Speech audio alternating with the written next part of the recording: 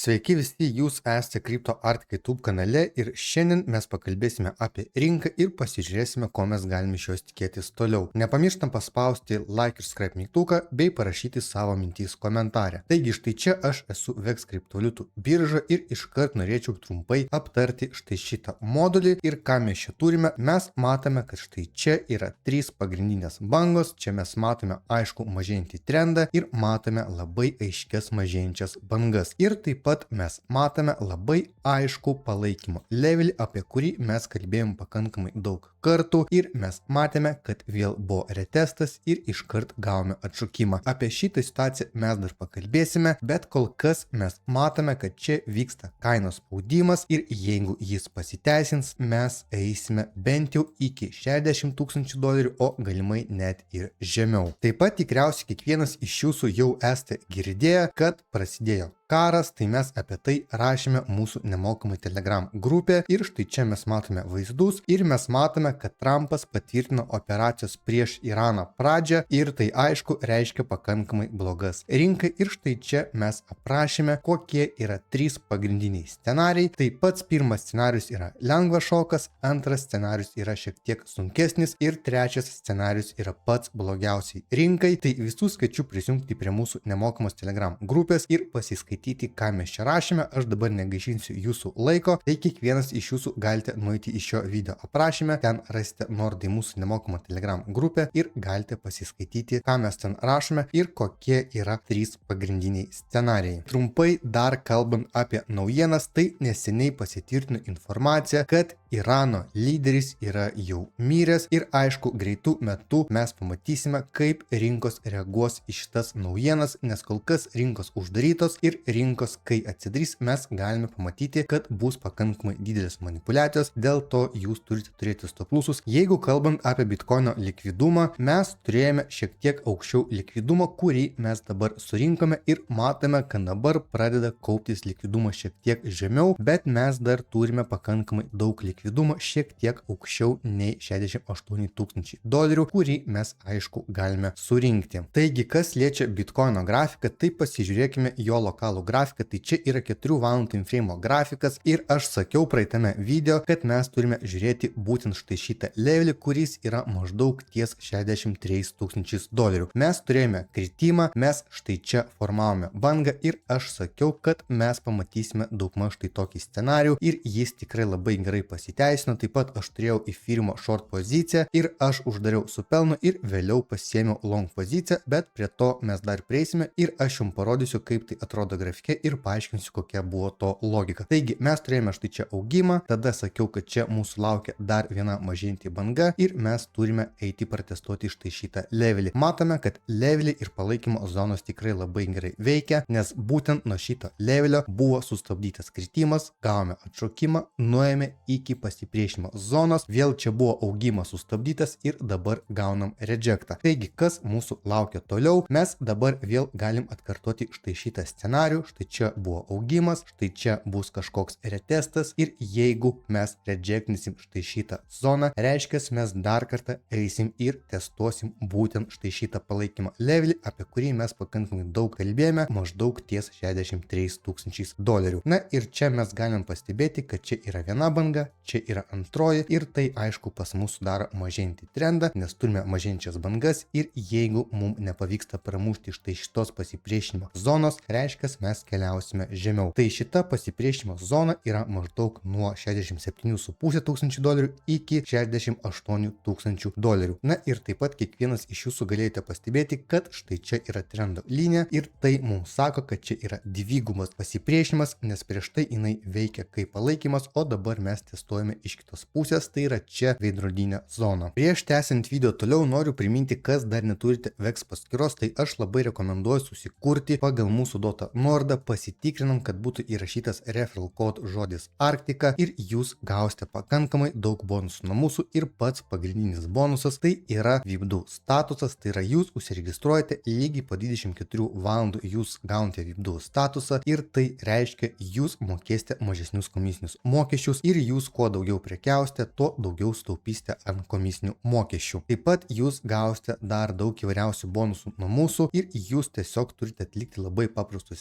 veiksmus, kad galėtume pasiimti šitus bonusus. Na ir verta paminėti, kad VEX labai dažnai daro įvairiausius eventus, kuriuose jūs galite dalyvauti ir aišku dar surinkti papildomų bonusų. Tai tokius eventus mes turime sekti ir mes galime tai padaryti labai paprastai. Tai jūs užsiregistruojate pagal mūsų duotą nuorodą, nueinate į savo paskyrą ir mes einame štai čia ir jūs čia matysite visus eventus, kurie dabar vyksta, jūs galite juose dalyvauti ir pasiimti dar papildomų bonusų. Na ir dar verta paminėti, kad dabar jūs VEX galite prekiauti auksu ir sidabru ir už tai mokėti 0 komisinių mokesčių. Tai visas nuorodas jūs rasite šio video aprašyme. Kas dar neturite, tai tikrai rekomenduoju, nes aš pats naudoju jau pakankamai ilgą laiką ir labai yra patogi kriptovaliutų birža. Tęsiant toliau apie Bitcoiną, mes labai aiškiai matome šitam grafike, kur yra kanalas ir mes matome, kad yra štai šita zona. Tai čia veikia kaip palaikymo zona, štai čia buvo retestas,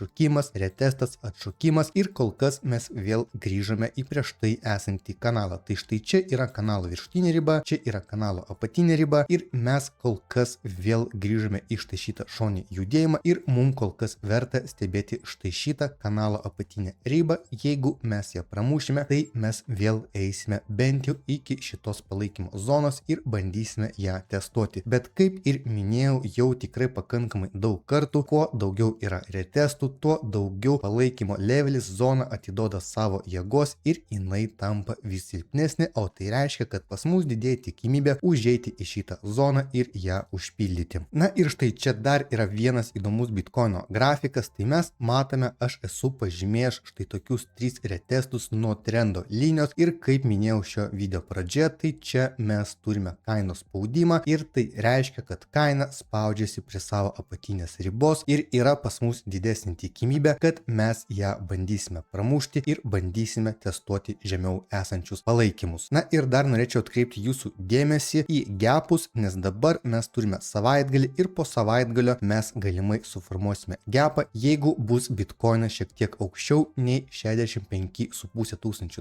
bet tai mes dar pažiūrėsime ir aišku apie tai mes dar su jumis pakalbėsime. Praeitam video aš jums rodžiau, kad turiu į firmą short poziciją, tai štai čia matote, kad aš sėkmingai pasiėmiau pelną ir aišku aš dalinuosi savo veiksmais mūsų uždaroje bendruomeniai ir toliau aš noriu parodyti, nuo kur aš bandžiau pasiimti long poziciją ir kas iš to gausi. Jau pagal grafiką jūs matėte, kad štai čia mes turime lokalų palaikymo levelį maždaug ties $1850. Na ir štai čia jūs galite matyti, kad aš dalinausi mūsų uždaroje bendruomeniai, kad aš pabandysiu pasiimti lokalų firmų atšokimą ir tikrai jis buvo sėkmingas ir mes matome, kad štai čia yra rezultatas, čia yra pakankamai greitas rezultatas. Aišku, galima buvo laikyti dar šiek tiek aukščiau, nes matome, kad įfyrimas davė pakankamai gerą atšokimą ir tai buvo maždaug apie 10%. Na ir kodėl būtent yra šitas levelis stiprus, mes matome, kad čia susiformavo levelis, čia buvo pakankamai daug patvirtinimų ir kaip mes grįžome labai stiprių impulsų prie šito levelio. Aišku, čia buvo naujienos, tai čia mes turime naujienas apie karą ir tikrai čia buvo pakankamai didelė manipulacija ir iškart mes matėme, kad buvo atšokimas. Na ir štai čia mes formuojame labai panašų scenarių, kaip ir buvo prieš tai. Štai čia buvo augimas, čia irgi turime augimą ir štai čia mes turime dar vieną mažėjančią bangą, lygiai taip pat kaip ir čia. Ir matome, kaip puikiai veikia zonos ir leveliai, nes mes nuėjome iki šitos zonos, mes pamatėme, kad augimas yra sustabdytas, mes gavome rejectą, retestą ir kol kas einame žemiau. Jeigu mes įsijungsime 4 valandų time frame grafiką, aš noriu pabrėžti štai šitą palaikymo levelį, kuris yra maždaug ties $1750. Čia yra savaitinis levelis ir štai čia buvo pirmas mūsų retestas būtent nuo šito levelio ir štai čia irgi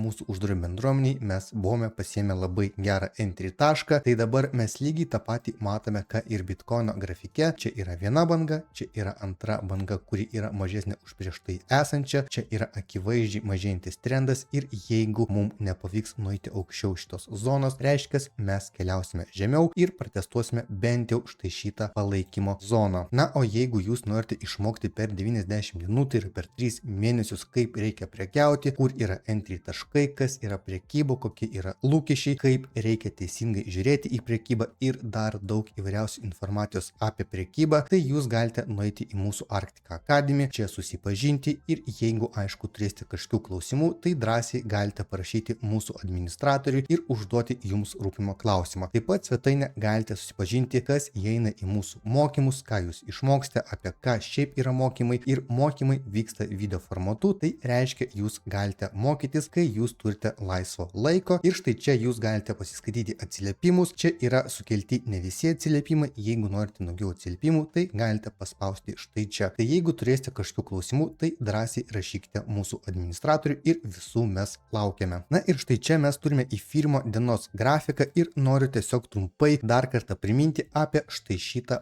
palaikymo zoną. Mes matome, kad jinai yra tikrai pakankamai stipri ir tikrai mes matome, kad jinai duoda mums labai geras reakcijas ir jeigu mes dar prie jos grįšime, tai kritimas turėtų būti bent jau sustabdytas. Na ir štai čia mes galime įžiūrėti, kad vyksta kainos spaudimas link šitos zonos ir taip pat mes galime štai čia nusibrėžti tokį modulį, kuris vadinasi trikampio modulis ir stebėti, į kurią pusę bus pramušimas. Taip pat verta paminėti, kad čia yra labiau gal bear flagas, nes čia buvo kritimas ir jeigu čia yra bear flagas, mes galime tikėtis maždaug lygiai tokio pat kritimo, kaip ir buvo prieš tai, bet tik yra vienas niuansas, kad štai čia yra pas mus pakankamai stiprus palaikymai, į kuriuos mes turime aišku atsižvelgti. Jeigu nueisime į savaitinį grafiką, tai mes matome, kad čia yra trendo linija, yra palaikymo zonos ir čia yra tikrai pakankamai stipri ir svarbi palaikymo zona, kurią mes kol kas negalime pramušti, bet kaip ir minėjau prieš tai, kuo yra daugiau retestų, tuo tikimybė pas mus didėja ją pramušti, bet kol kas žiūrime, aišku, mes turime pakankamai blogas naujienas, tai yra mes turime naujienas apie karą ir rinka, aišku, visą laiką reaguoja neigiamai. Tikiuosi šitas video buvo naudingas, nepamirštam paspausti like ir subscribe mygtuką bei parašyti savo mintis komentare.